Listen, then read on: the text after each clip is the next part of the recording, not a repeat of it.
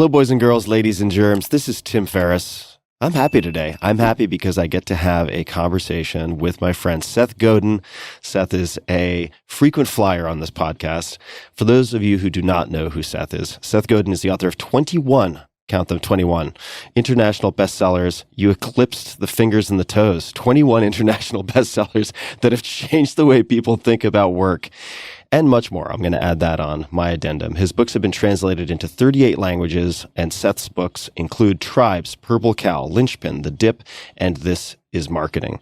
Seth writes one of the most popular marketing blogs in the world, and he covers much more than marketing, I should say, and two of his TED Talks are among the most popular of all time. He is the founder of the Alt MBA, the social media pioneer Squidoo, and Yoyodyne, one of the first internet companies. So he's seen many chapters, many moons. His new book is The Song of Significance, a new manifesto for teams.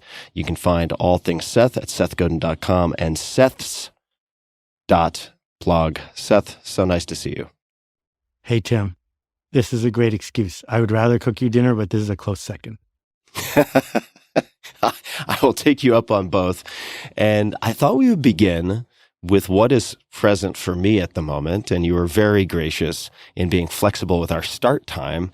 I went in to see an ophthalmologist for the first time in many years. And he also happens to be a surgeon, but I wasn't going there for any type of surgery. And I did not anticipate when I had all the drops put into my eyes that I would be completely incapacitated for 2 to 6 hours. I couldn't see anything within 12 inches of my face. They gave me some throwaway glasses, basically just to get the job done so I could at least call an Uber and get home.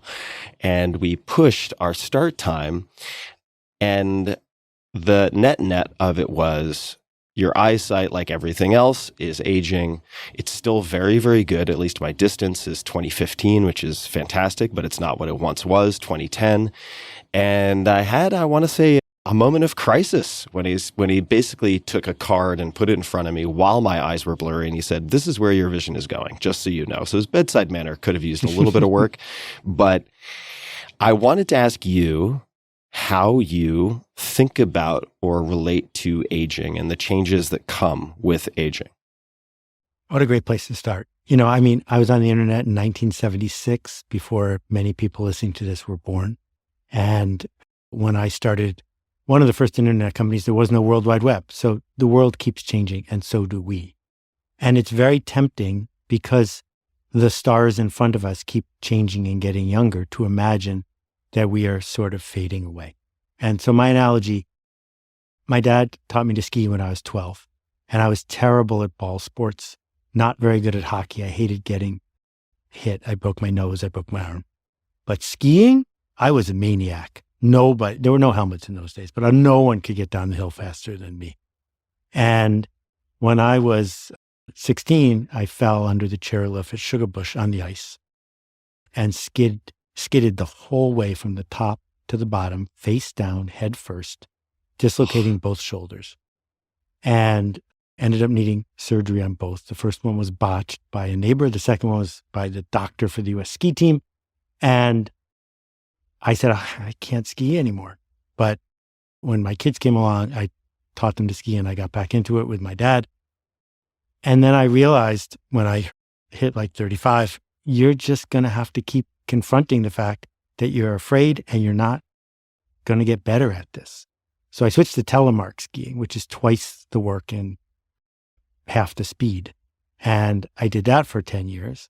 And then I switched to skate skiing with Nordic skis, and I get to still do that. And it's very easy when I think about my lack of recall that I used to have, where I could run a 7-hour session without repeating myself, to my inability to ski anymore, to 17 other things that I'm walking away from, and to feel a sense of loss, to feel like we need to grieve that we're not that person anymore. But I guess after my first bout with COVID, it was more like, what a gift I have today to be in the shoes of somebody who at 62 gets to do things well, but only because I'm walking away from things I can't do anymore. And instead of focusing on what I used to have, I'm really working hard and getting satisfaction out of focusing on what I do have, what I can do. And that just raises the stakes for things. And the reason that this is interesting, I think, is because boomers, and I'm a lot older than you, but boomers have driven our culture since the day I was born. That when we were draft age, that was when the draft really mattered. And when we were listening to rock and roll, that's when music really mattered. And when people needed to make money for their family, that's when Wall Street really mattered. And now boomers are dying. And so we are living in a culture where there's an overhang of all these people with loud voices talking about the end of the world, because it's the end of their world, but it's not the end of the world. I thought you might have a few things to share on this subject. So. That was a rant to get us started. Oh, my goodness. You just bought permission to talk about whatever you want. That put a salve on my existential crisis wound that I had earlier today. But before we move on, let me ask you, on a day-to-day, week-to-week basis, you strike me and have struck me for a long time as a, let's say, default optimistic, generally, if we consider baseline to be emotion neutral, generally above baseline person. Are there times when you catch yourself perhaps focusing on, noticing, dwelling is too strong a word, but ruminating on the loss of something? And in those cases, what do you do? I'm just wondering what the intervention looks like, what the self-talk looks like, anything like that. So I really wish you had had a chance to interview Zig Ziglar. Zig was my friend. He was one of my first teachers. And one of the things I took away from Zig, as someone who had gotten himself into a pessimistic cycle for 5 years early in my career, is the world is going to be whatever the world is. Approaching it with a positive, energetic attitude probably will make your experience of the world better than girding yourself by being a pessimist and maybe getting what you're hoping for. So I find myself coming back frequently, particularly in the last bunch of years when there's been so much doom and gloom, to this idea that we get to pick our attitude. And in fact, it's the only thing each of us truly gets to pick. And it doesn't mean what happened to you is what you deserve. It just means that that happened. Now you get the one and only choice, which is how to process that. So that's not the answer to your question, but that's my approach. But I would find myself in negative ruts when I'm confronted by too much media. When I first started organizing the Carbon Almanac, there was a full 2 months when the cataclysm that we have created was confronting me really directly, and it was hard to find my footing. Speaking of response and choosing response, and I don't want to shuffle the deck in such a way that makes things difficult, but we spoke a little bit before we began recording about the several thousand things that we could discuss, and one name came up, which was Viktor Frankl. And would this be an opportune time? We can always hit snooze and come back to Viktor, but Sure. Would this be an opportune time to invoke the name Viktor Frankl and let you run with it? There are a few books that have been brought up on this podcast more than that one. Very few. And Viktor Frankl's story, survival of 4 concentration camps, just generous, heroic. The thing is, a lot of people stop reading halfway through the first book that they touch of his, because the story is really powerful. But then you get to this stuff about logotherapy. And some people say that he was part of the triad of Austrian pioneers in the way we think about the mind. There was Freud, who focused on sensuality and sex. There was Adler, who focused on status, dominance. And then there was Frankl, who focused on meaning. And meaning, as far as I can tell from my limited reading of Frankl's work, is when a human being finds a thing that means something to them, a chance for a path forward, a pathway to hope, everything in their life gets better. And that his work, he lived for another 70 years after he got out of the camp, 65 years. His work in suicide prevention was extraordinary from the statistics I've read, because he understood for many people, I'm not generalizing everyone, but for many people, finding a path toward hope, of meaning, of realizing that the struggle is the struggle, but you get to decide what to do with it, is really profound. And I think as our industrialized world has gotten more narcissistic, which basically says marketers need to make you uncomfortable so that you will buy more stuff to feel better about yourself and your standing, marketers are trying to push people to find meaning in purchases. And the problem with that, also in friends and likes and social media nonsense, the problem with that is it doesn't scale. And after you've got one storage room full of stuff, buying more things doesn't seem to help you find more meaning. And I really feel like we're in this moment in our culture, this moment in time, where people are waking up and saying, thank you very much, but I don't need to buy another thing. What I need to do is find something to care about. And I'll finish this with a two-parter about, I went to see a community orchestra last week. My friend is in it, all volunteers.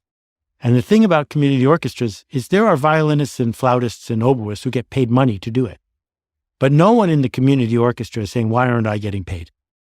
Because that's not why they're there. In fact, they often pay to be there. And I'm guessing, with no data whatsoever, that if you surveyed people who are in community orchestras, they probably index happier and more engaged in life than people who aren't. And so the question is, where are we going to find our community orchestra? For me, the last year and a half, it was the Carbon Almanac. I have 1,900 friends in 90 countries around the world. I ran into a bunch of them yesterday at Union Square. And they're not doing it for money. None of us got paid. They're not doing it for me. I wasn't even there until I showed up at the end of the day. They're doing it because the meaning that they get from it is so valuable. It gives them a reason to put up with all the other stuff they have to do every day. I think we should take a moment, just for those who are not familiar, to provide a little bit of background, just a brief description of what the Carbon Almanac is, and then we can navigate from there. So, as you so generously said, I've written 20 books. I wrote Permission Marketing, which invented the business of email marketing. And I wrote a book called Purple Cow. But I don't need to write books. I don't wake up in the morning the way I used to saying, what I do for a living is write books. What should I write about now? I only write one when I have no choice.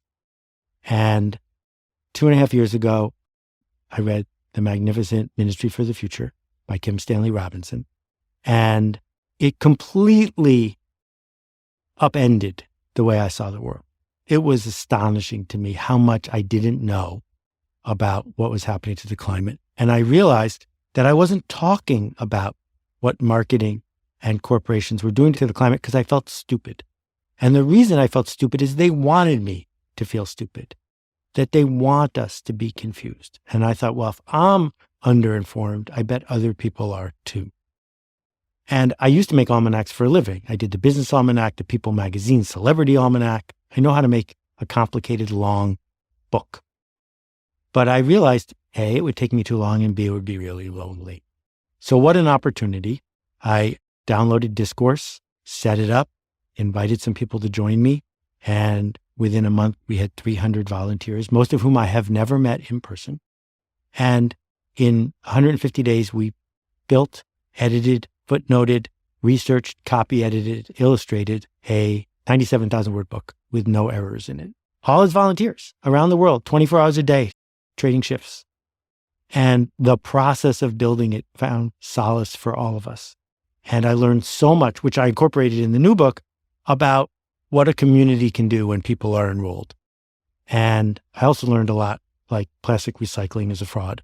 And Exxon knew long ago about what was happening to the climate. And my favorite is that carbon footprint, the concept, was invented by Ogilvy and Mather for their client, British Petroleum, as a way of getting privileged people to feel guilty about their behavior. And if you feel like a hypocrite, maybe you won't speak up. So where should we go here? We find ourselves at a multi-pronged fork in the road. We can talk about industrialism. We could talk about building community, which is something that is certainly on my mind, but I don't want to hijack. I can try to coax and direct, but I don't want to hijack if it's not a natural place to go. We could talk about creativity, trust, enrollment. I'm choosing a few words here and there that come to mind. AI, of course, on many people's minds, but perhaps you could speak to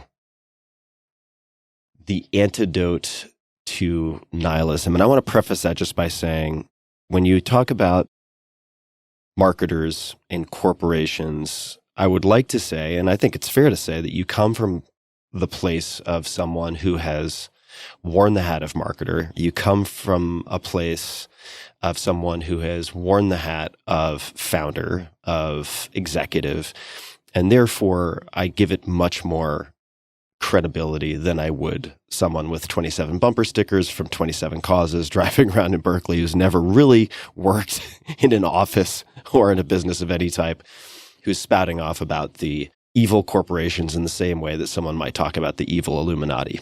That I want to establish.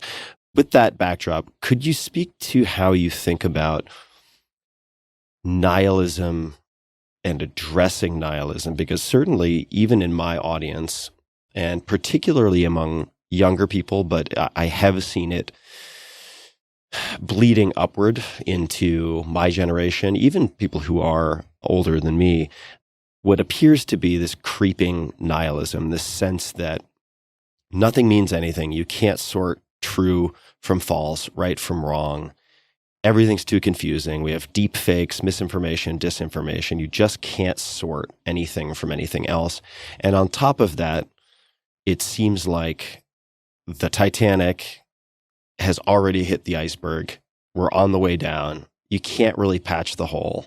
So is the best we can do playing violins on the deck while she goes under? Or is there anything else to do? That is maybe an overstatement, but not much of one. This is something that I really do sense in many interactions that I've seen and felt. And I would just love to know how you have thought about that, because I have found myself similar to where you found yourself perhaps at one point with a Carbon Almanac, in a malaise. And some would say, well, it's a well-warranted malaise. So what are you going to do about it? And I would love to know what you suggest we do about it, or what you have done about it, aside from the putting together the Carbon Almanac itself. Longest question of all time. Thank you for listening to my TED Talk. No, it's a great question. It's a great question. And you should be driving because you know exactly what's going on. I'm going to start by saying I'm a hypocrite, and so is everybody else. And so I don't have to point out that I'm more pure than other people, because I'm not. Now, after just a few minutes of the podcast, we have to put onto the table a very simple statement, which is we're all going to die. But that was true 50 years ago too. And there's a great book that I loved called The Last Policeman. And I'm not sure I'd say it's a great book. It's a great concept, and I really loved reading it. Imagine that there's an asteroid that's going to hit the Earth in a year and destroy and kill all of us. It's not, don't look up. It just starts with that premise. And then it's a police procedural book about the last policeman left in a little village in New Hampshire, because everybody else says, screw it, we're all going to be dead in a year. So marriages break up. Why would you go to work to clean the fryer if you know you only have a year left to live? Supermarkets fall apart. But he goes to work every single day because we're all going to die.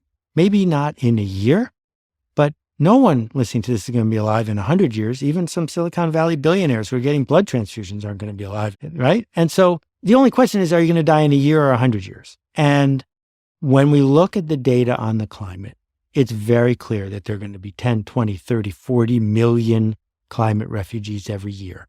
That whole swaths of the earth are going to become uninhabitable. It's not going to be pleasant for many people. Can we, quote, fix it and go back to, I don't know when? No. Is it a problem that we should address? Definitely. But that doesn't mean we could do anything to live forever. So given that we're all going to die, the question is, what's the point of tomorrow? And for me, I think the key question coming at this, as someone who went to Stanford Business School a very long time ago, is some people believe that the purpose of business is to enable culture, to enable humanity. And some people believe that the purpose of humanity and culture is to enable business. And I think those people have too much influence right now, and they are wrong. And Milton Friedman just made up this nonsense about the only purpose of a corporation is to maximize its profit. It lets people off the hook, and they become tools of a system that grinds stuff out. So if we think about Amazon has had turnover as high as 30% in a 90-day period. 30% of all the people they hired across the whole company quit in less than 90 days. That the data that I quote in the book is that it cost Amazon a third of their profit, a third of their total profit because of turnover. And the reason is simple, because when you get there to work in a warehouse, and more than half of all the warehouse injuries in the United States happened in an Amazon warehouse last year, they don't treat you like a person. They say your job is to beat the numbers on this sheet of paper or on this iPad screen, and then beat them again tomorrow. It's Frederick Taylor on steroids with a stopwatch, jerking people around. The expression jerking people around came from Ford's assembly plant in the 1920s, because Frederick Taylor and Henry Ford used a stopwatch to measure every single motion. And a visitor to the Ford plant said, "It looks like everyone here is wound up the way they are jerking from left to right with strings pulling them. It's a wonder that they can even live." And when we think about tomorrow or the tomorrow after that, given the damage we've all done, we still live in culture. We still have this miracle. You and I are talking while thousands of miles apart.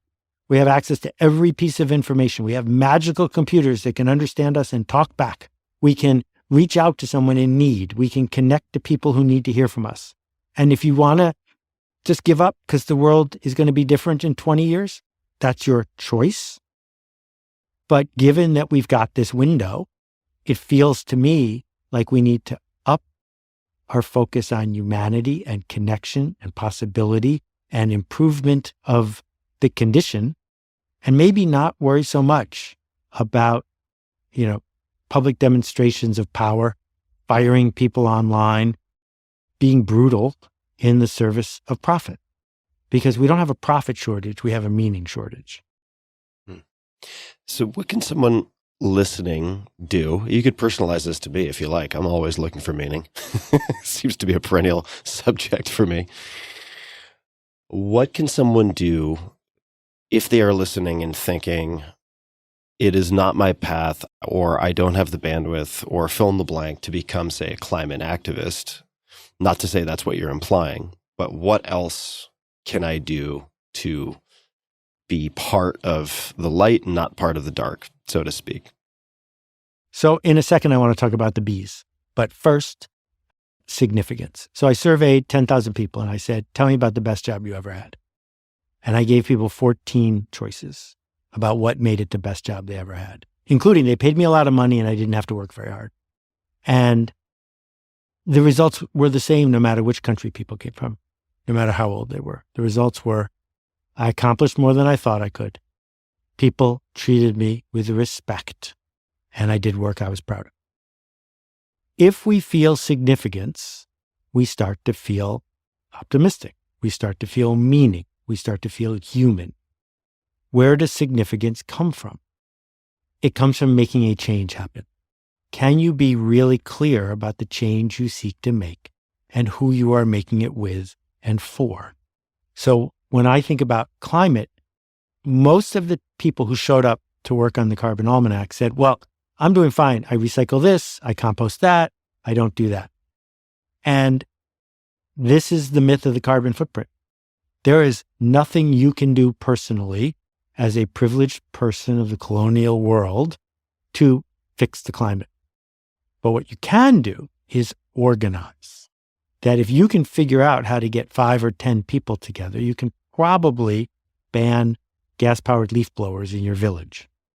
And that will have 50 times the impact of you switching to an electric car.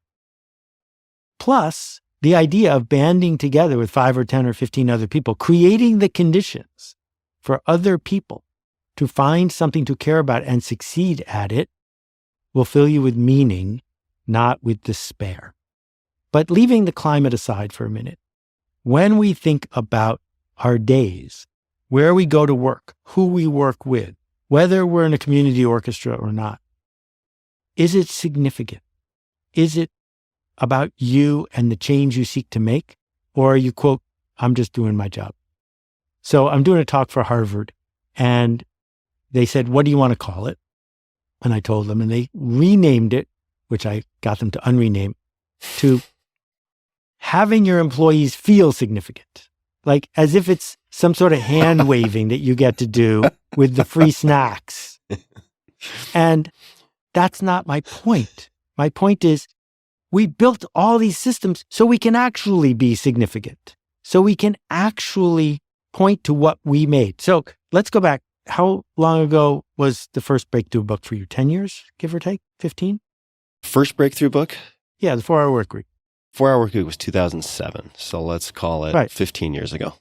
15 years ago. So what you said to people, to a lot of tut-tutting and disbelief, is that you as an individual have access to tools so that you can find something or somebody or some system that can do the grunt work so that you can actually do human work that is valued by others.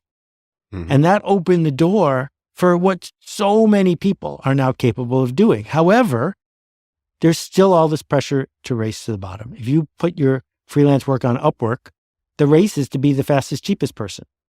Well, if you're the fastest, cheapest person, you're just a mechanical Turk. You're just cranking it out and no one cares about you because the minute someone's faster and cheaper than you, they'll switch.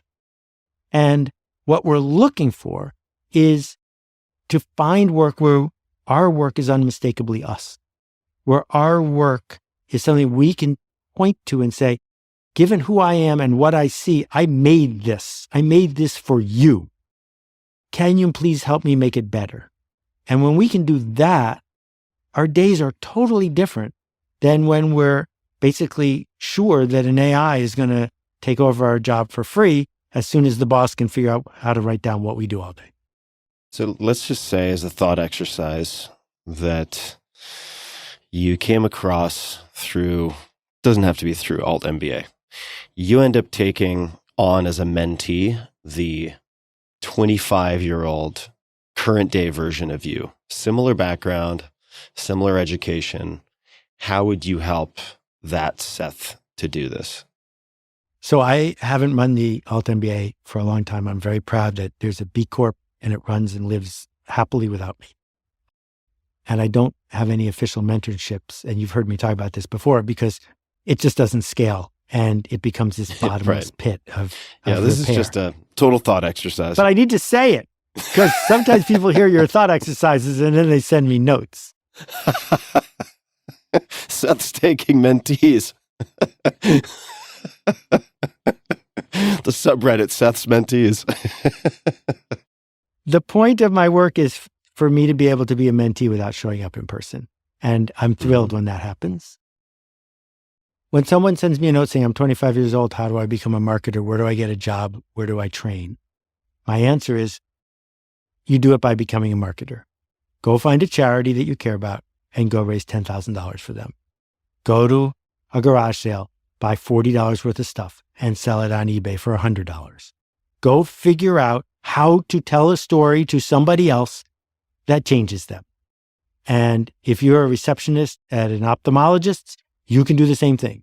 You can figure out how to take that person, the patient who just came in or is on their way out, and make them feel 10% better by saying something, doing something, interacting with them. Not because it's in the manual, not because you memorized it, but because you see a way to connect to another person. If you can do that just a little, you can do it again. And that is the breakthrough that industrialists do not want us to understand. That they invented public school so we would say, will this be on the test? How little can I do and still get picked? And all three of those things are wrong. And the option instead is to say, is there a human somewhere connected to you in person or online? Can you connect with them in a way that makes things better for them at least a little? And then can you do it again? That's what culture is. That's what we've been doing for 10,000 years. That is what fills people with meaning. And you don't need tips or tricks or hacks like someone sending me an email saying, Seth, what's your favorite color? Because then if I write back, somehow we've built this sense of mutual connection. No, that is not marketing. That's hustling. And hustling doesn't work anymore because everyone's doing it. And just wait till the AI spam shows up. The AI spam is going to make your head explode because it's going to be so effective until you end up not even trusting that. So putting AI spam aside, I agree with you. I mean, honestly, I'm just enjoying my current level of spam while I can. But if people are listening and they want to, as you've outlined, create meaning, do human work, not succumb to a race to the bottom where they end up replaceable by the next fastest, cheapest fill in the blank. Do you have any other guidelines besides get started? Do the thing that you are aiming to do.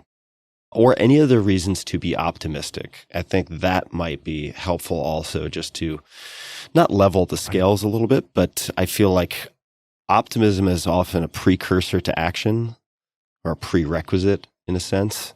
How would you speak to that? And I want to footnote, I did take a note on paper. You said, I think we're going to come back to the bees, if I heard you correctly. We're going to come back to the bees. We are. Let's talk about the boss.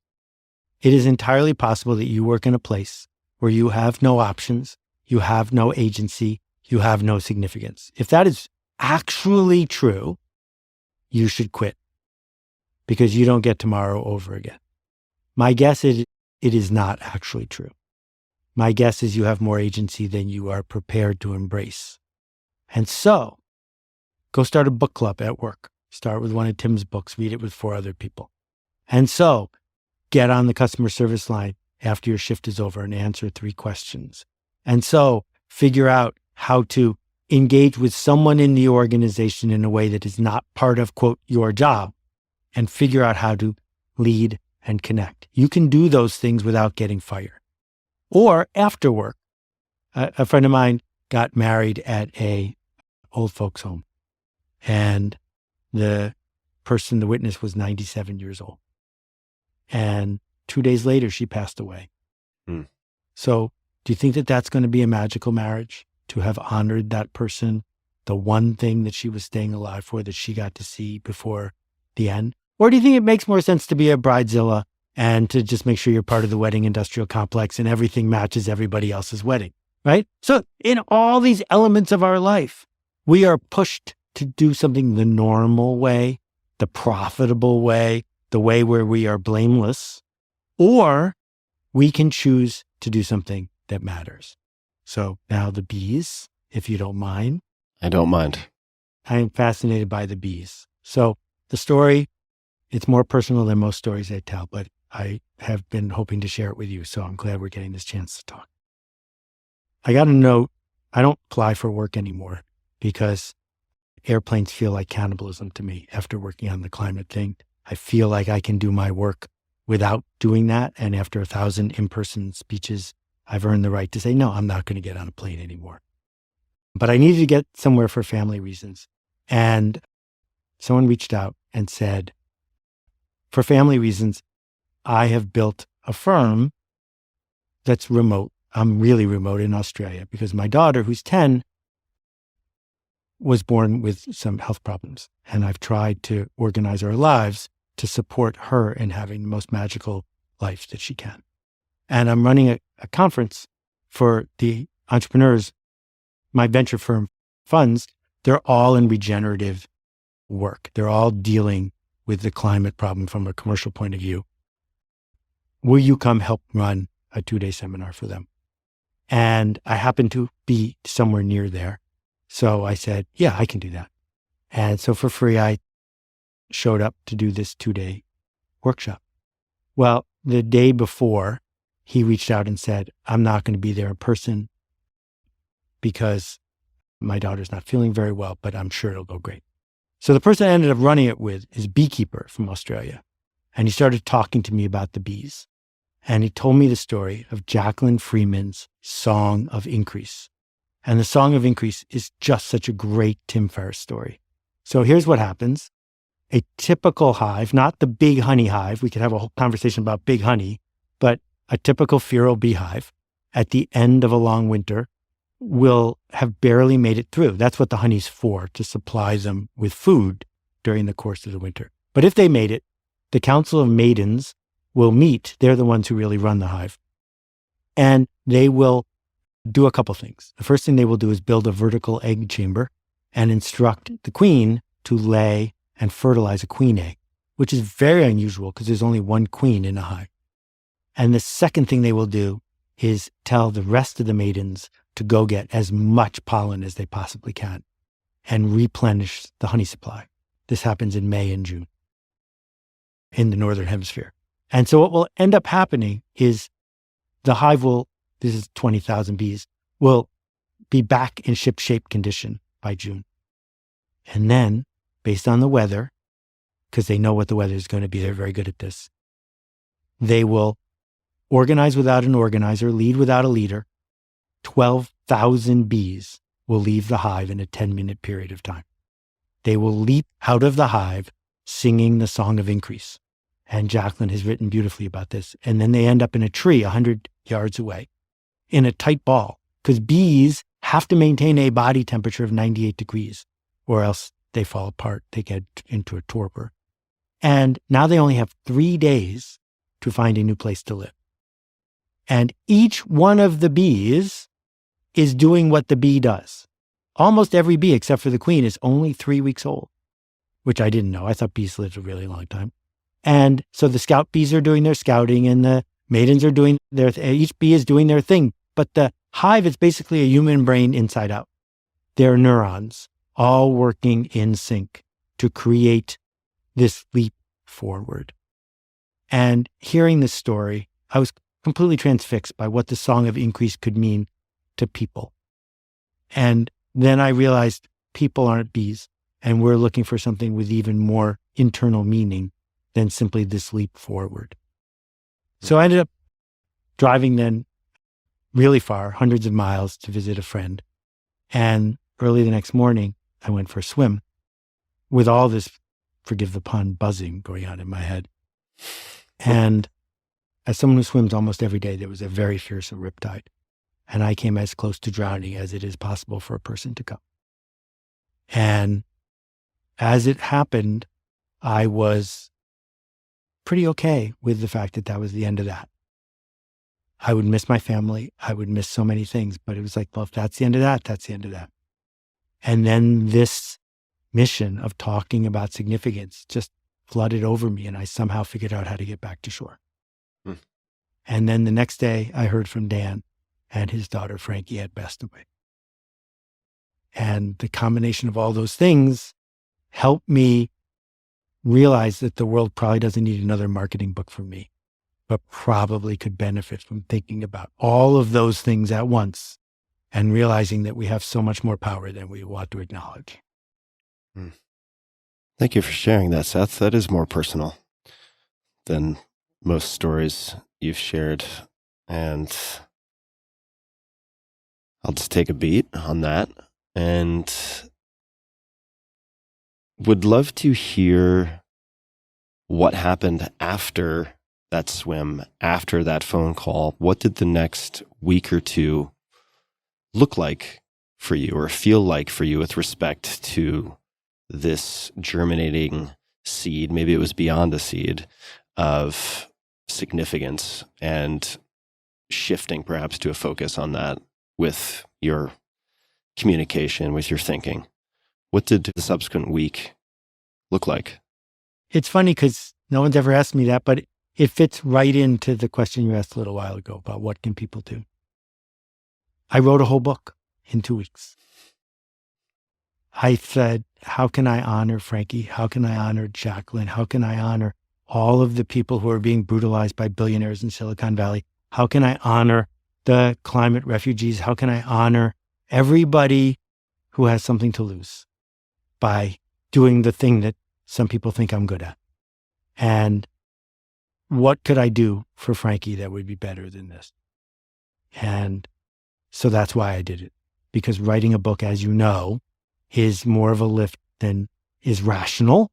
And I could have just written a few blog posts, but having people see you do this irrational lift helps them understand that you have something important to say and that maybe they'll share it with somebody else. I'm going to throw out a few terms. Actually, I'll give you two choices. And we can go down whichever path you choose, or option C, which I don't present. You're good at choosing option C when people say you can choose between A and B. So that may be where we go. Wooden tiles or Quakers? Where would you like to go? I learned something fascinating about the Quakers. The Quakers invented solitary confinement. And when we think of Quakers, nonviolent, etc., the whole idea, think about the word penitentiary, right? It's where you go to be penitent, to repent.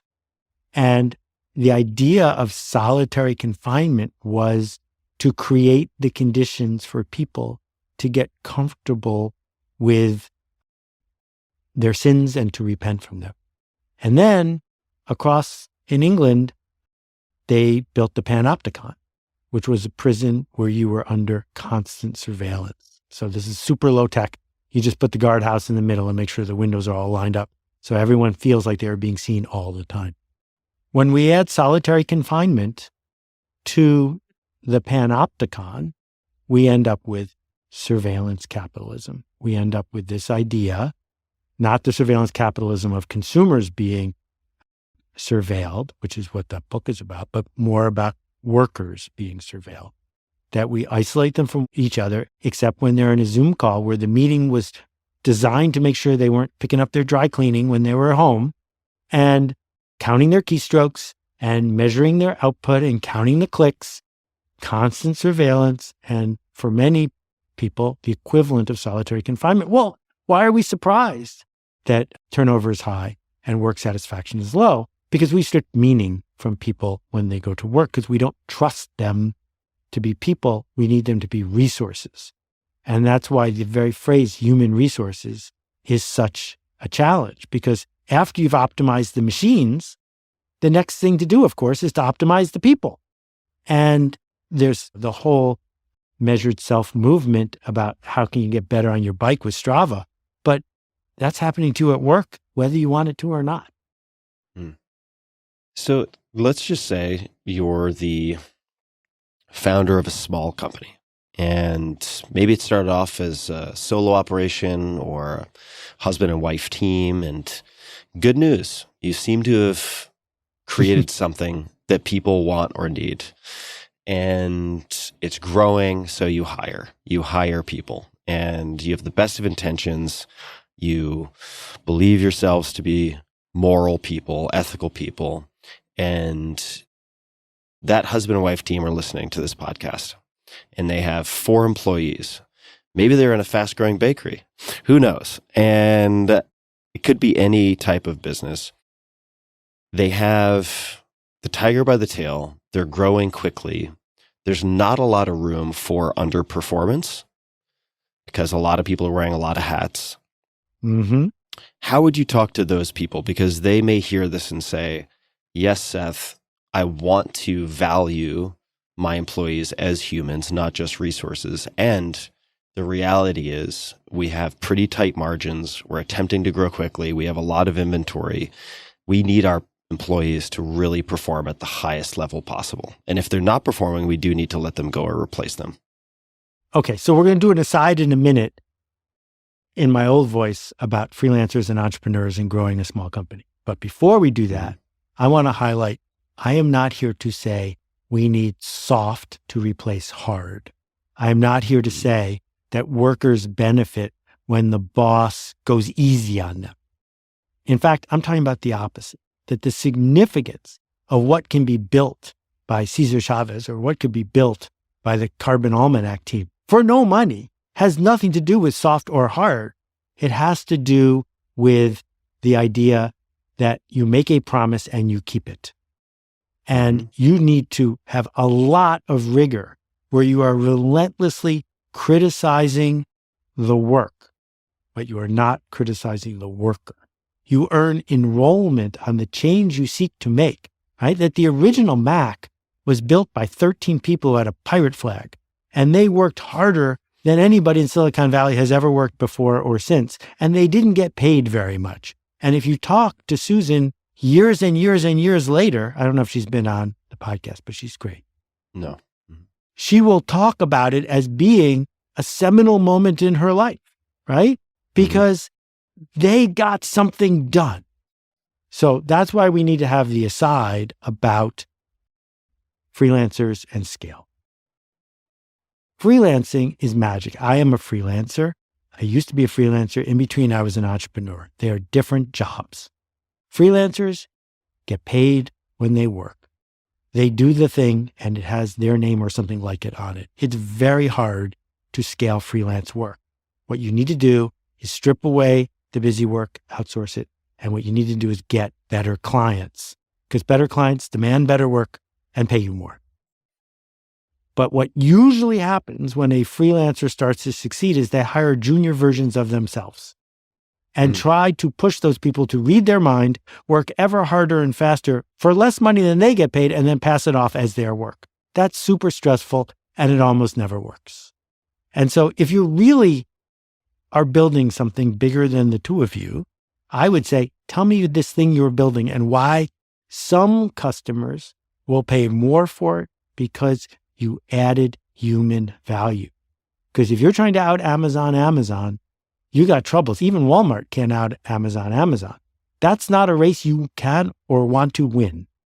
So what we see is, if someone is going to build a bakery or a wedding services business or a physical therapy facility, they can win by racing to the top, by saying, there are people here who do work you cannot find anywhere else.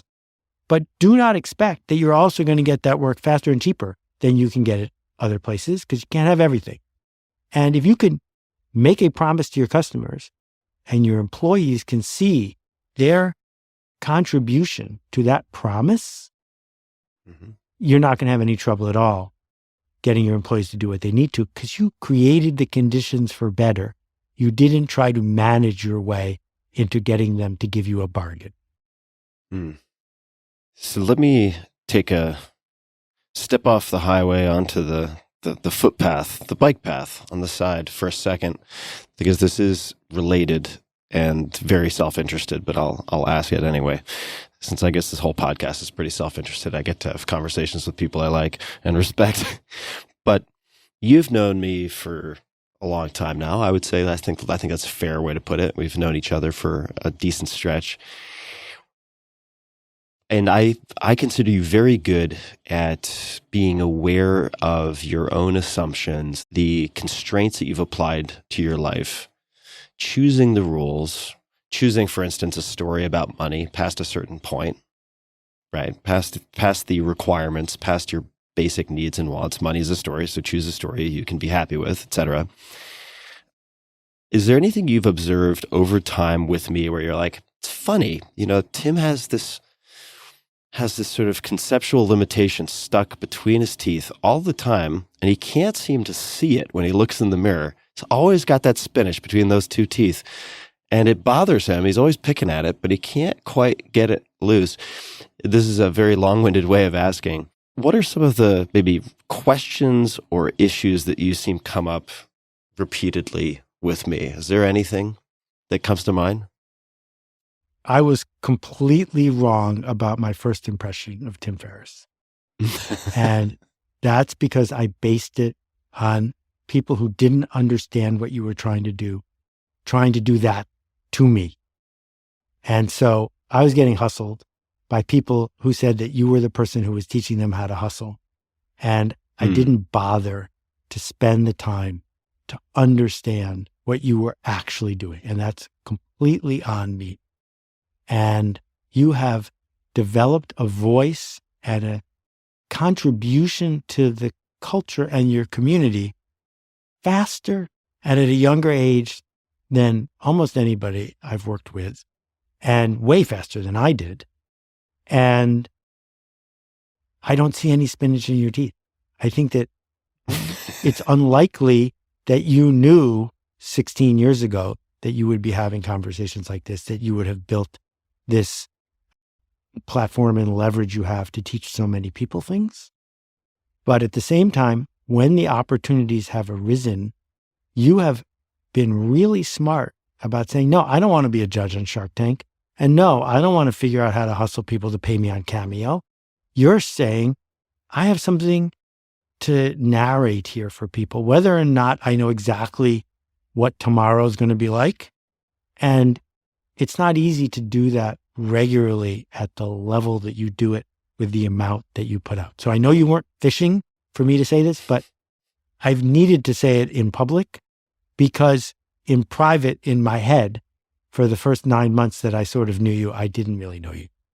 Well, I appreciate that, Seth. And I should provide a little context for folks. And the context is when we have dinner together on the East Coast, or I guess it's always on the East Coast because you're very good at setting your geographic bounds. I ask you for a lot of advice, and you're very forgiving and tolerant of me asking many, many questions, which I really deeply appreciate. So that question came from a genuine place, and thanks for the very kind words. I love doing this. I love having these conversations, and there's absolutely no way I ever could have foreseen this being my quote unquote job 16 years ago. No way. Absolutely not. And I think probably 4 or 5 years from now, whatever I am doing then, I will have the same statement for. There's no way I could have predicted now that I would be doing that 5 years from now. And let's just, to broaden that out, parents who have a sticker on the back of their car have been indoctrinated to indoctrinate their kids to do the same thing, to say, oh, you studied mechanical engineering, so you're going to be a mechanical engineer for the next 70 years and then you'll die. And that's not what humans are capable of. What a joy to be able to say, I have no idea what I will be saying and doing in 5 years. What a privilege then. It is. I feel really fortunate. Can we talk about false proxies for a minute? Let's talk about false proxies. I'll let you lead the way. Okay, so people might be wondering about the wooden tile. So I have a 70-watt laser cutter in my basement. Doesn't everybody? And so I make these things that are like I Ching cart. And so instead of having notes or something, I just really like the texture of those. So that's what the wooden tiles are. And so there's a wooden tile right here that says false proxies. False proxies, we need proxies when we go shopping at the supermarket, because if you're going to buy ketchup, you're not allowed to taste the ketchup before you buy the ketchup. So the label on the bottle is a proxy for what's inside of it. And we're even capable as consumers of figuring out, we haven't had this particular flavor of salad dressing before, but we can guess from the other clues that it's going to be good or not good. And we use proxies to pick which restaurant to go to and proxies to figure out, what book to buy, because you're not going to read the book until after you buy it. Judging a book by its cover is a very common and important thing. At work, we developed proxies because we have to hire people for a 20, 30, 40-year career before they work for us. So one proxy is, did you go to a famous college? One proxy is, are there any typos on your resume? One proxy is, are you good at interviewing? But of course, unless you're hiring someone to be an interviewer, being good at interviewing is a false proxy.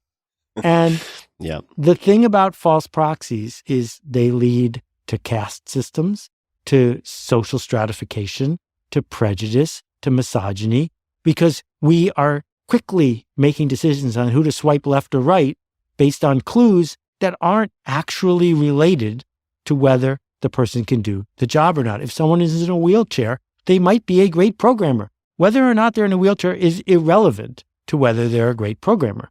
And yet, it's 2023 and it's still happening.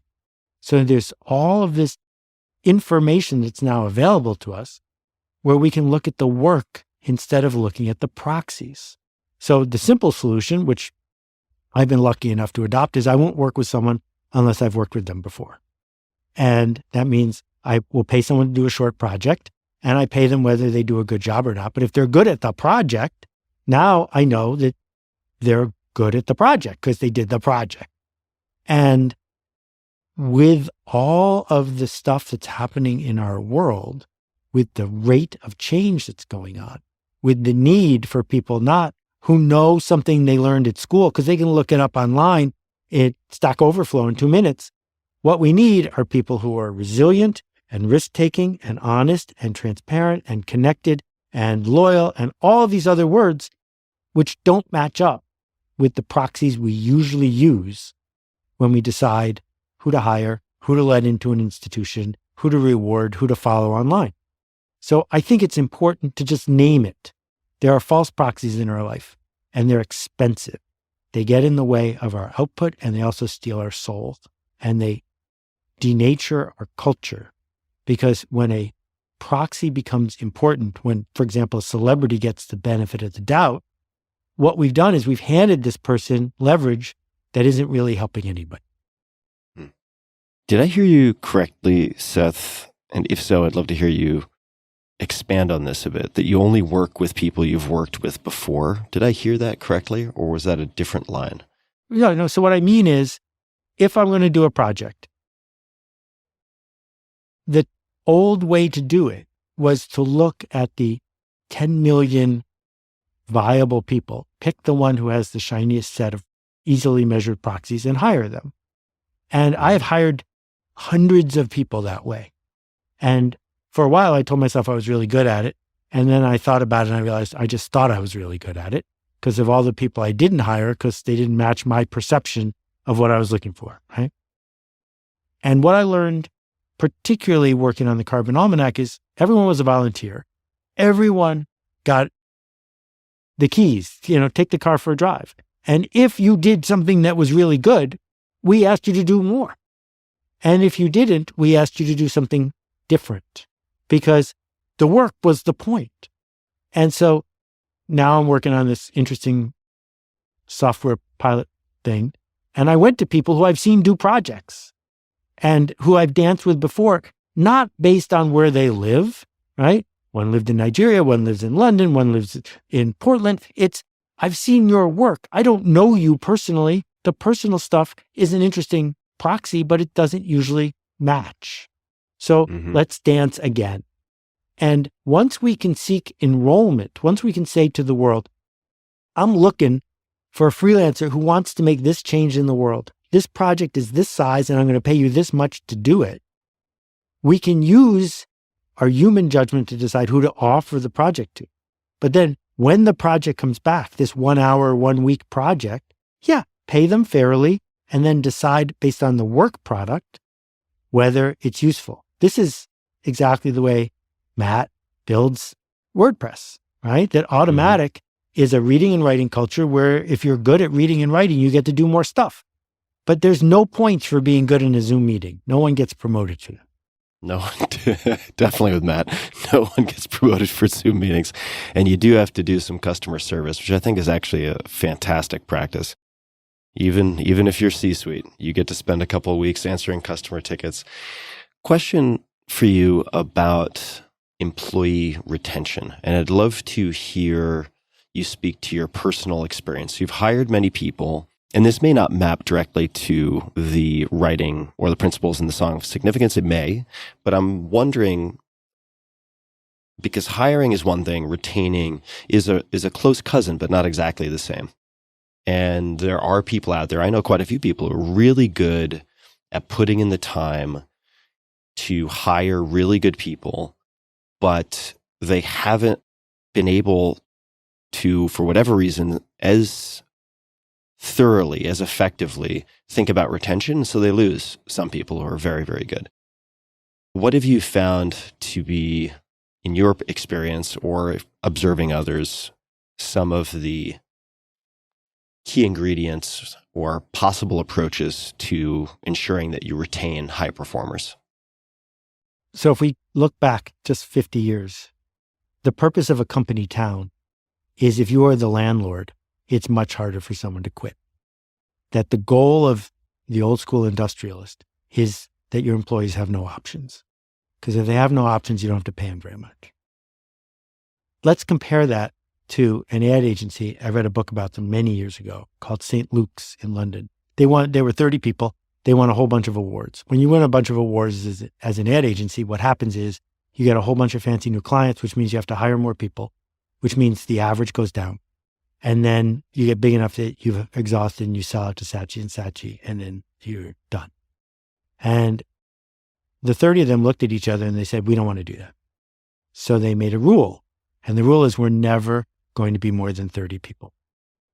They then said to their clients, that means we can't take any new clients unless we lose an old client. So they have a waiting list of clients. When we have a waiting list of clients, you can go to your old clients with your best ideas.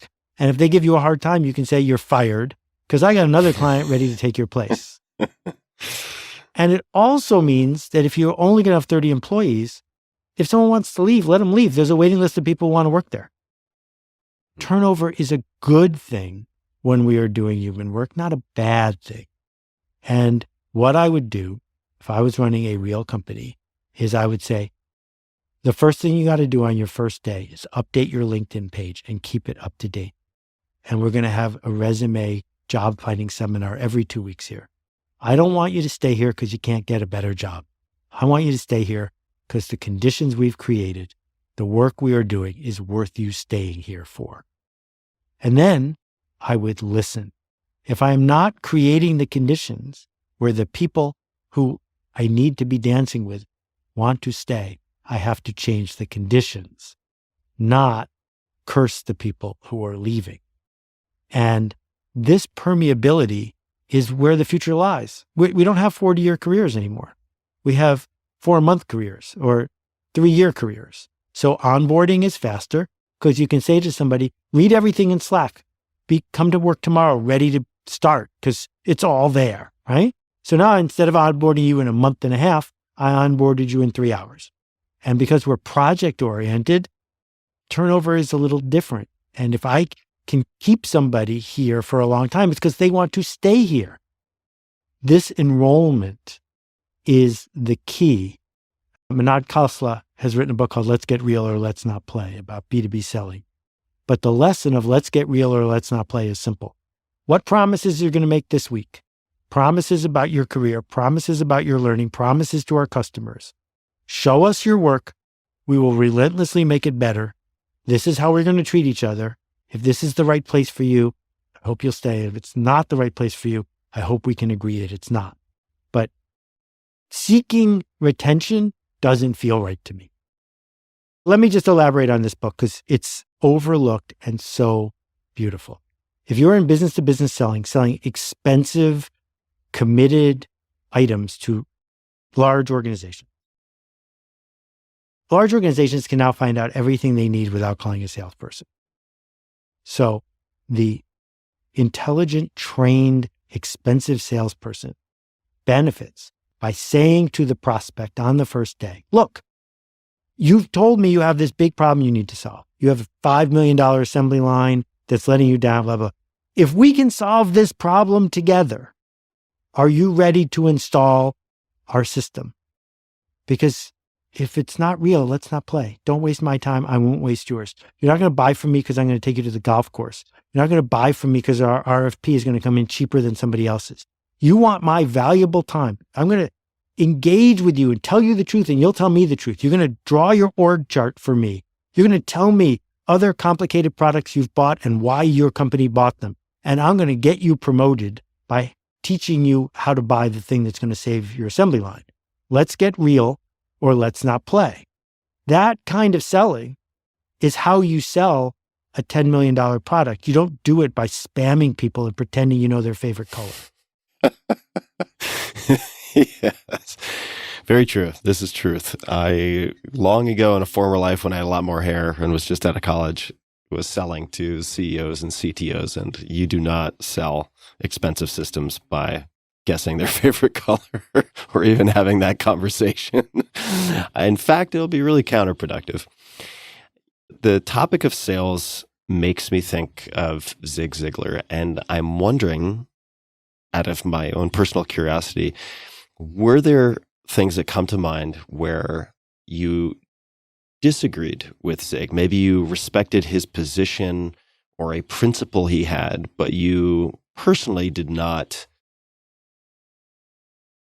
embrace whatever it was that he used as part of his own script for navigating the world and people. Is there anything that you disagreed on? Oh, many things, and we did it as friends. So it's funny, Zig has come up twice today before you brought him up, which is weird. I sent a picture of him holding one of my books to someone just 4 hours ago. Zig was my teacher from afar for a long time. I memorized more than 72 hours of his tapes. I listened to the selling tapes until they wore out, and then I bought another set. And I saw him in person a bunch of times, and each time wrote him a letter afterwards, and each time he wrote back. And my letter would highlight the things that worked and talk about the things that didn't. And one of the highlights of my speaking career was when he and I shared a stage in front of 22,000 people. It was pretty cool. And then I got to publish his goals book toward the end of his life. Zig and I disagreed about astrology and yoga because he was coming at it from a different cultural point of view from Yazoo City, Mississippi. And we were like, okay, we can disagree about stuff like that and organized religion and things like that. What was interesting is when my understanding of permission marketing evolved and Zig's key sentence of, you can get everything in life you want if you'll just help enough other people get what they want, kept coming up. Because he meant it two ways, and one of the ways didn't work for me. He would say, you can get everything in life you want if you help enough other people get what they want, as a way of encouraging self-interested short-term people to see that the best way to get ahead was to do a favor for someone else, because that forced empathy opened the door to making a sale. And what shifted for me over time was, how about you can get everything in life you want, and you can help other people get what they want, but they're not one gets you the other one. That what we have is the chance to hold open the door and let somebody else go in, not because we want them to give us something in return, but simply because holding open the door is in itself a significant, useful act that will fuel our next cycle of war. We talked about it a little bit toward the end of his life, but what Zig did for a lot of folks is help them become professional instead of just hustling. And I also learned a lot about living the life of the professional speaker, and I could go on and on. But if your listeners haven't listened to a bunch of Zig, yes, it's dated, but you can find the good stuff and be glad you did. Where would you suggest people start, or what would you suggest they search for? Because the universe of Zig, as you mentioned, 62 hours as a starting point. Where might you suggest they start? What should they look for? The stories in the book Secrets of Closing the Sale are gold. I could tell word for word the story of the overalls. And his original classic See You at the Top, also filled with stories. When I was starting out, I failed for 7 years in a row. It was a very long slog. And his tapes, which you can still get today on CD, also filled with nothing but stories, were super dated even then, but so cheesy and wonderful that if you listen for an hour a day, you can't help but not quit. And to give us an image in time, what were you failing at over that period of time as you listened to these audio cassettes and wore them out? My first job was in 1983 at a software company in Boston. I worked with Arthur C. Clarke, Michael Crichton, Ray Bradbury. I was a brand manager. I was 24 years old. It was spectacular. And then I left there, moved to New York and started my own gig and just kept failing at the book business. Chip Conley and I did our first book together, and then I got 800 rejection letters in a row. That meant every day I opened the mailbox and 3 people had taken the time to write me a letter with my name on it and put a stamp on it saying, we don't like your project and we don't like you either. And it's very easy in the face of that. And then, I was just pitching and pitching and pitching. And often in a way that amused me, but was selfish. And I was pitching to people whose job was to be pitched. I wasn't calling people up on the phone at home, right? This was the head of acquisitions at Simon & Schuster, or whatever it was. But when the rejections feel personal, if you don't have a way to keep caring, but understand that what they're rejecting is the work, not the person, it's super easy to give up. And that was the transition that I needed to make. You didn't like this idea. It's not that you didn't like me. What can I learn from your criticism of the idea so that the next one will be better? You strike me as someone who's quite happy to have solo time, engage in solo projects, maybe a project with a family member or something else, like building canoes. That could be a whole conversation in and of itself. How are you building? Are you building a community orchestra for yourself at the moment, or looking forward in the short term to doing that? Or I should say in the soon to be present future. And if so, how are you approaching it? Because this is something that I've also noticed, and this is not a brilliant insight, but it seems to alleviate a lot of the existential dread and mitigate some of the nihilism that people feel if they simply have some type of shared purpose or activity with a few people consistently. How are you thinking about that for yourself? This is just me. I don't know how to broaden this to everybody. So the reputation I had from the beginning was, I don't miss deadlines. I never go over budget. And I'm going to deliver you what I said I was going to deliver you. And no one who has worked for me has ever been part of a layoff. People have lost their jobs because it wasn't a good fit. But I've never said, all you guys, we're downsizing. When Google shut down Squidoo in one day with no warning and no honest explanation as to why, my 8 coworkers and I all went down together. But the promises I make very seriously. So that's good and it's bad.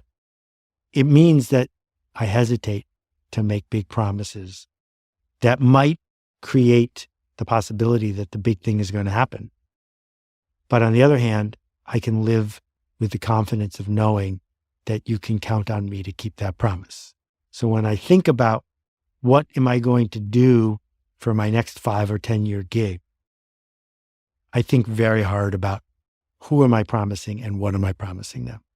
So I can't say to people what I used to say, which is, we're renting this theater, come and for 7 hours, I will be on stage answering questions. And by the way, I'm organizing the whole thing with one volunteer. And I'm going to serve you lunch. Like, that's what I used to do. And 400 people would come. It was thrilling to stand there for 7 hours and weave together all the answers. If I announced I was going to do that, I could sell it. But I couldn't keep that promise for sure. I don't want to do that because I don't want to, as my career evolves and has a different pace, try to regain my ability to ski at high speed. Not what I'm trying to do. So where is that sense of community? The Carbon Almanac was that and continues to be, but there's going to be another one. And I think about whether I need it to be in person or whether this future you and I have been describing for so long is real. And it won't be in person because I'm very comfortable engaging with people who aren't sharing the same air as me. And most of all, is it worth doing for others? Not, am I just here to entertain myself? Seth, what else would you like to talk about here? We can go in a million directions. What else do you have on your wooden tiles? Okay, so I want to tell the story of the piano cover at the B conference, and then I want to talk about meetings. Is that okay? Sounds great. So I'm about to go on stage in front of these entrepreneurs, all of whom have raised far more money than I've ever raised, all of whom are young whippersnappers who are going to save the planet. And I got no slides or anything. I'm just there at this beautiful winery it's like Yountville or Boonville or something. This is in Australia or somewhere else? No, I haven't been in Australia in a long time. This is north of San Francisco. Got it. And I need a shtick. I need some anecdote to get started. And off to the side is a piano in one of those quilted piano covers. Can you visualize that? I can. They have those special custom-made piano covers. And on top of the piano is one of those little metal things that says, do not place anything on top of this. And on top of that is the sign. But I can't read the sign, so I walk over because that's going to be my shtick, which is, did you ever notice that people put a do not and then put a sign on top of that? And on the sign, it says, this is the original Steinway Grand D piano. Not an original, the original from 1884. And I had my story. I went over and I said, the folks who built that Steinway in 1884 had no idea that 140 years later, it would be working, it would be creating magic, and we would be talking about it. And I said, there's no guarantee that what we do is going to be around in 140 years, but we could act like it might be. We could say, this thing we're doing together is not to say, how do we raise as much money as we can, or how do we get written up well on this blog site or whatever. It's important. And there are lots of kinds of important. It could be important to one person. It could be important a century from now. But this idea that the piano is still here, it gave me chills. I love that piano cover. That is wild too. The original. An experience just to be able to touch something like that or be close to it. Yeah. Wild. So, meetings? Meetings. I have been obsessed with these for a long time and have lived a different path for meetings. Our friend Toby at Shopify wrote a script that deleted every group meeting that was regularly scheduled in the whole company. And then the next day sent an email to everyone in the company and said, I just bought you back your day. Because if you have 10,000 employees and there are all these weekly or daily meetings, we're talking about tens of millions of dollars of wasted time. But on top of that, we're talking about the enervating, brain-deadening idea of watching someone talk because they couldn't care enough to take the time to send a memo instead. Or couldn't care enough to just record a 10-minute video and send it to everyone to watch as many times as they wanted, slower, faster, read the transcript, and then get back to them. And Toby said, if you really need the meeting, go ahead and put it back on your calendar. You're welcome. And what meetings have become? So Zoom is a miracle because Zoom eliminates geography when it comes to being able to connect with people. And memos were a miracle because they eliminated time. They were asynchronous. And when we add video to this, what we get is either we're going to have everyone get together for an hour so I can talk at you and I can take attendance based on you sitting there. And what we know from surveys is people hate this. It's one of the things they hate the most about their day. And it's a form of power, authority, status, and control. So conversations need to happen more. Meetings need to happen never. You can have conversations all day. You can have a 2-minute conversation, a 6-minute conversation, talk to this person or that person. But a conversation means there are questions and there are answers. People are talking to each other. Everyone is changed at the end. A meeting is a delivery of information for the convenience of the person who called it. And I think it is possible. I know it is possible. We never once had a meeting the whole time we built the Carbon Almanac. There were times I sent a video to people and said, this is what's up. Watch it if you want to. But because we were in time zones around the world, a meeting wouldn't have made any sense. We had things where I said, I'm having office hours. You can come ask questions. But I didn't do that other thing. And it feels to me like the future of the resilient organization is a lot closer to what Matt does at Automatic, which is how do we build this asynchronous, geography-free institution that doesn't depend on me making stuff up while I'm on camera. Yeah, absolutely. And for people who may not have caught his name before, Matt Mullenweg is his name. He's been on this podcast a number of times. And he also has been part of a podcast, and this is, I believe, Automatic produced, called Distributed. I may be getting the name wrong, but it is entirely about distributed organizations and unorthodox ways of approaching the type of thing that we're discussing right now. Meetings or lack thereof, different means of communication, et cetera. And he's been distributed first for a very, very, very long time. So they were incredibly prepared, albeit coincidentally, for everything that happened during lockdown and so on. Well, but coincidentally, everyone else was unprepared. Have you seen what his team has built with ChatGPT for blogs? Has he shown you the version yet? I don't know if it's public. I have seen screenshots, but yeah. Is it public? Right. I don't know. It's not public, but we're only talking. So we're allowed to talk. Okay. Go for it. So if you want to talk. I was just going to say, it is the single best use I have seen of Chat GPT or whatever they're using being implemented in a way where it's not just, a talking llama. It's actually, I need this. Yeah, for sure. They create some amazing products. So yes, that'll be the teaser for people. Yeah. For things to come. I'm just here for the hype. Right. That's what I think when I think Seth Godin. Is there anything else you would like to chat about? Okay, so your listeners love tips. I got one last tactic tip that changed the lives of a lot of people, and then we'll do the magical wrap-up stuff. We invented something called page 19 thinking, and we knew there was going to be page 19 of the almanac. It was going to be written, copy-edited, illustrated, typeset, footnoted, but there wasn't one person on our team who knew how to make page 19. And so we said to the team, we know in the future there will be a page 19. We know that it will come from this group, but we also know there's not anyone here who's qualified. So what should we do? And the answer is someone should write a paragraph of page 19 and say, please make this better. And then someone else will add to that, and someone else will footnote that, and someone else will illustrate that, and we will relentlessly criticize page 19 without once saying the person who worked on it was wrong or incompetent.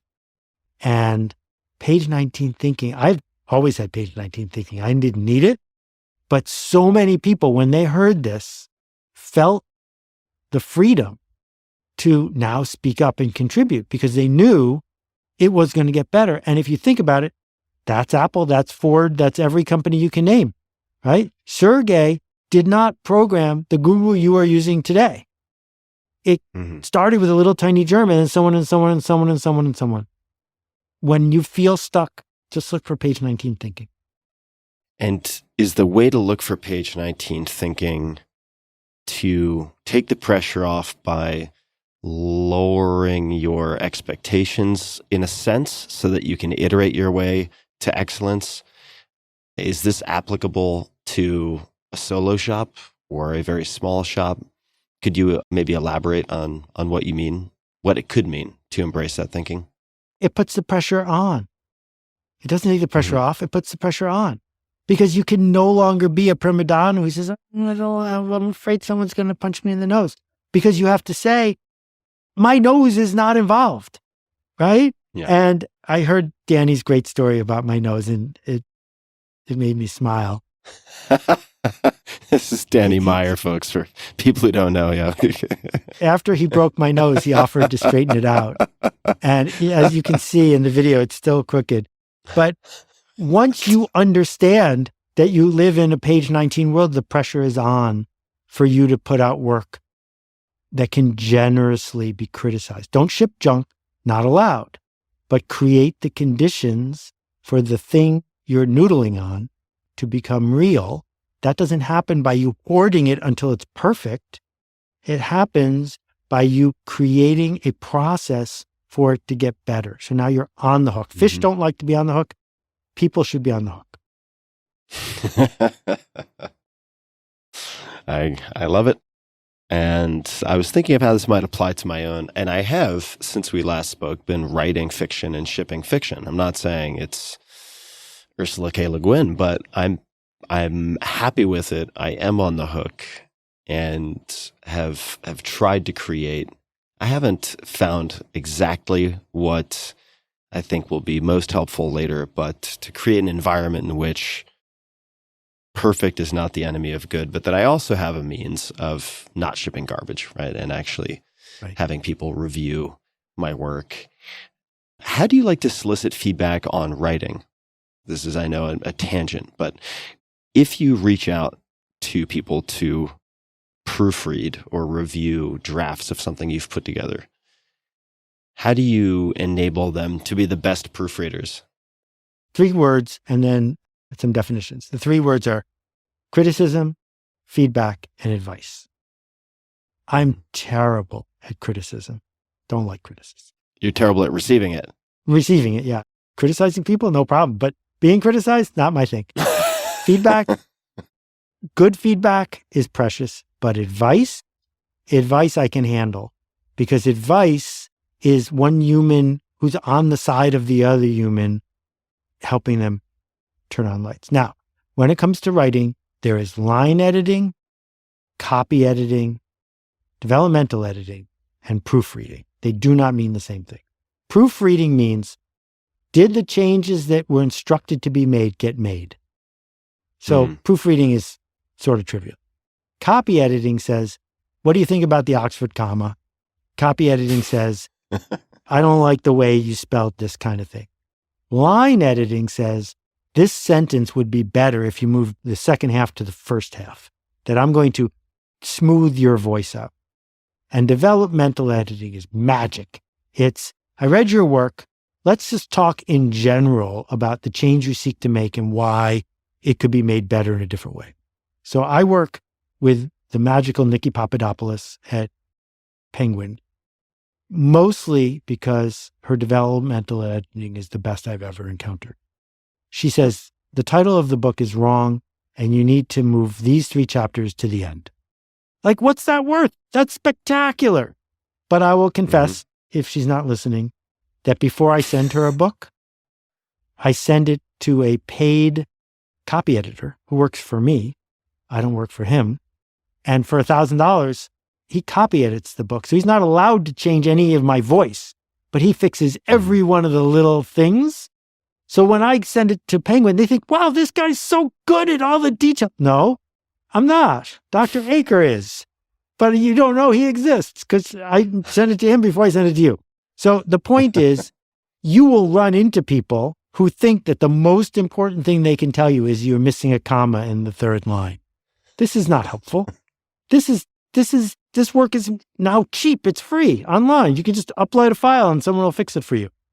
But developmental editors, they're priceless. You need to find someone who has that as a skill.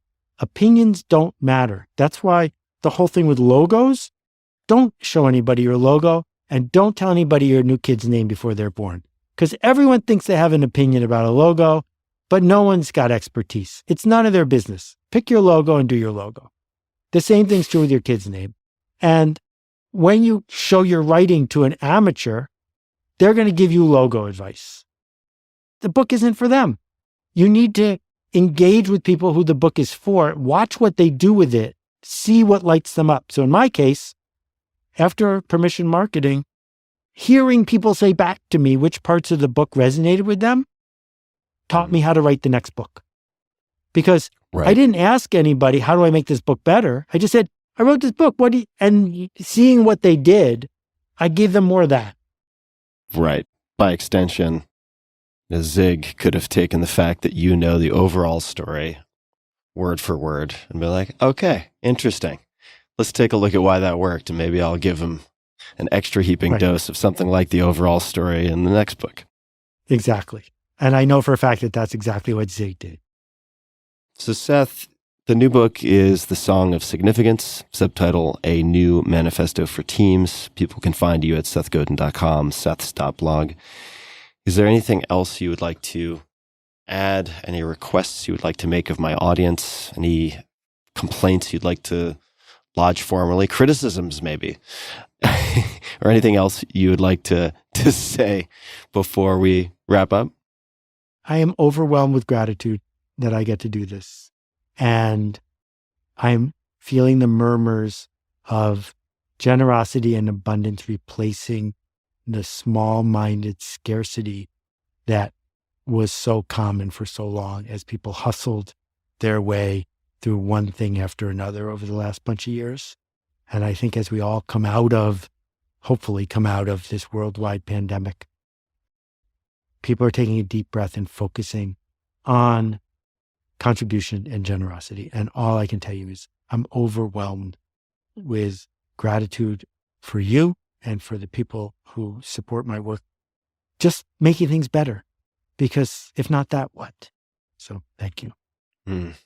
Thank you so much, Seth. And to everybody listening, we'll have everything that we discussed in the show notes and probably quite a bit more at tim.blog/podcast, where you can find this and show notes on every other episode. And until next time, just to be a bit nicer than is necessary to yourself and to other people. Make things just a bit better. Have that extra conversation. Say that extra nice word. Do what you can. It doesn't have to be huge. Probably shouldn't be huge, because then you can hide behind that, as we've covered in previous episodes. Make it small, make it matter. And until next time, thanks for tuning in.